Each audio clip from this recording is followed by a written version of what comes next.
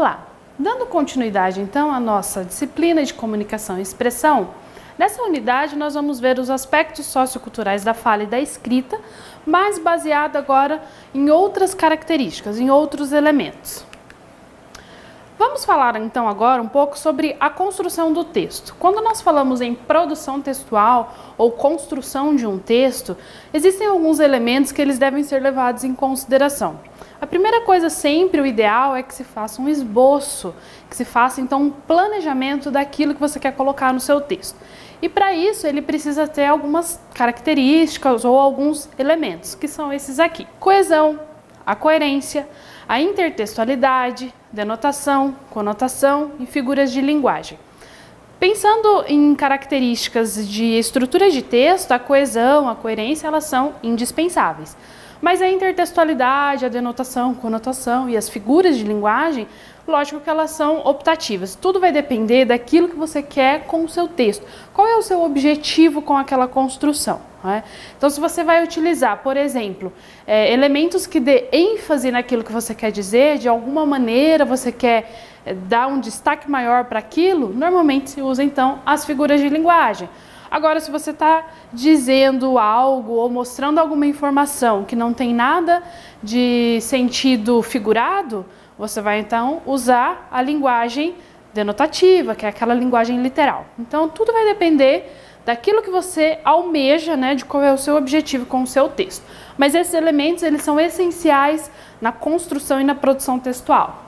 E aqui a gente vai ver a diferença de tipos e gêneros textuais. Os tipos textuais, nós temos então a narração, a descrição, a dissertação e o texto injuntivo, que mais para frente nós vamos conhecer as características de cada um deles. Já no que diz respeito aos gêneros textuais, eles são assim dos mais variados.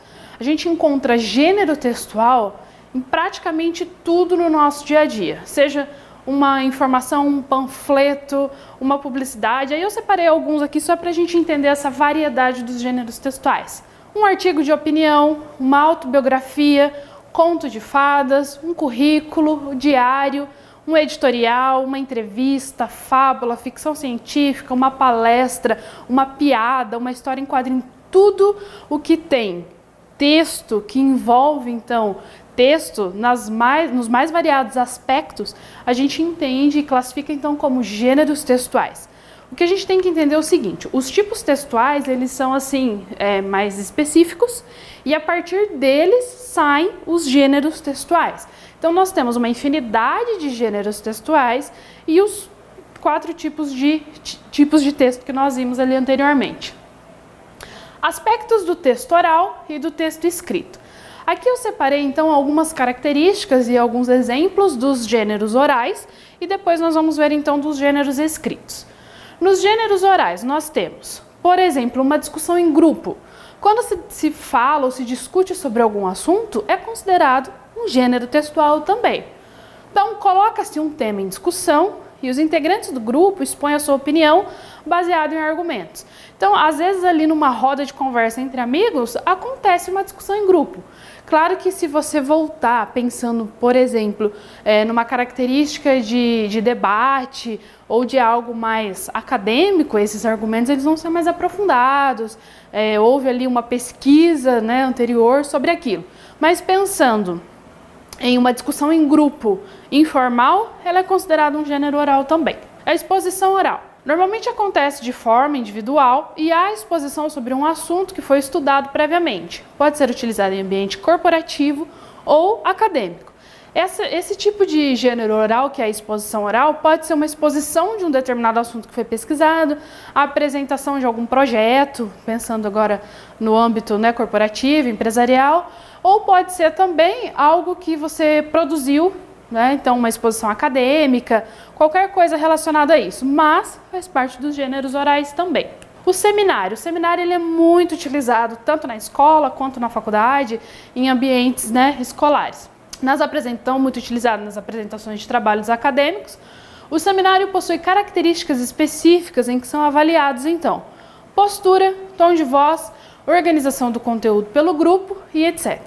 Então, o seminário, normalmente a gente, quando vai avaliar uma apresentação de seminário, envolve tudo. Não é só o conteúdo que está sendo apresentado, mas é a postura do aluno ou do grupo em si, essa sequência, né, das apresentações, se as informações que estão sendo ditas ali estão se relacionando e se o conteúdo de fato é aquilo que foi pedido, né, que foi proposto. A entrevista oral. Perguntas e respostas, elas podem se dividir em espontâneas ou direcionadas, através de perguntas previamente formuladas pelo entrevistador.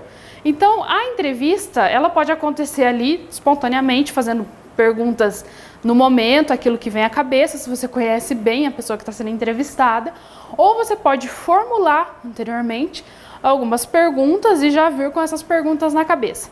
A entrevista, ela pode acontecer de várias maneiras, né? Aqui, para se classificar no gênero oral, dos textos de gêneros orais, então ela é aquela que acontece ali durante a conversa.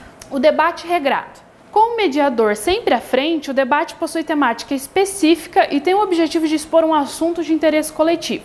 Então, normalmente, né, ou sempre, o debate ele vai trazer uma temática que é um pouco mais cheia de informações, de pontos de vista diferentes, e vai trazer sempre uma pessoa conduzindo esse debate, né, dando a voz a um grupo ou a uma pessoa e depois a outra e as réplicas e etc.